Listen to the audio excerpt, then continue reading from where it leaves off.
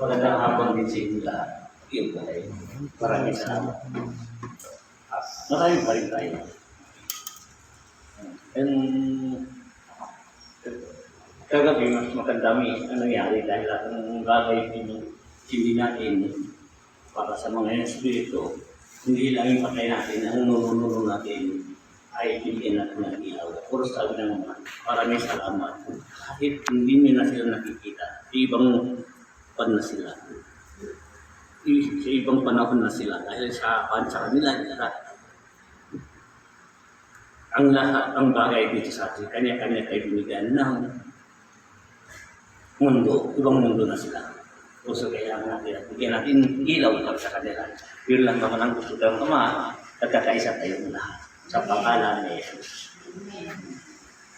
So sabi ng Ama, mga anak, tuloy niyo ang laban ninyo, gawin ninyo ang dapat gawin. Huwag kayo manira sa kapwa ninyo, huwag kayo magsalita na hindi makakasira sa kapwa ninyo. Ang kailangan Diyos ngayon, marami ng darating ng mga sakuna, magbago na habang may panahon pa. Huwag kayo ng anuman, hindi magandang gawa, hindi pakita sa mga tao. Kailangan totoo ka, ang Diyos ay totoo. Sa pangalan ni Jesus. Amen. Ito ang baspas ni Jesus ay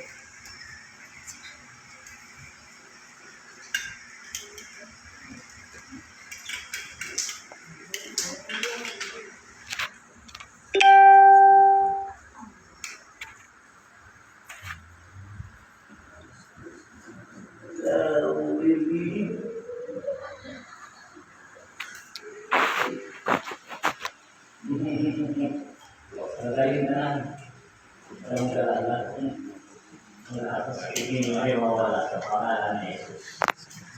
Salamat po, Ama. Magandang hapon po sa inyo pong lahat, mga nanonood. God bless po sa lahat. Sabi na ako sa salamat po ay mga anak, maraming salamat po sa inyo sa pagdadasal sa paghihuling niyo sa Kanya. Ang Diyos ay pumikinig sa inyo. Amen. Amen. Buhay ni Lord. Buhay din tayo.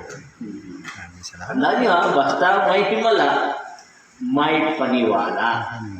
Kung walang hindi naniniwala, walang himala. Kailangan natin si Jesus lang ang tunay na may himala. Amen. Amen. Mabuhay tayo lahat. Yes. Maraming salamat po. Magandang hapon po sa inyo pong lahat, mga nanonood. God bless po sa lahat.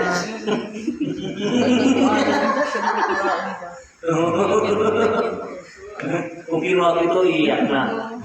Ayaw na magbibitaw. God bless po sa lahat. Ayaw na magbibitaw na.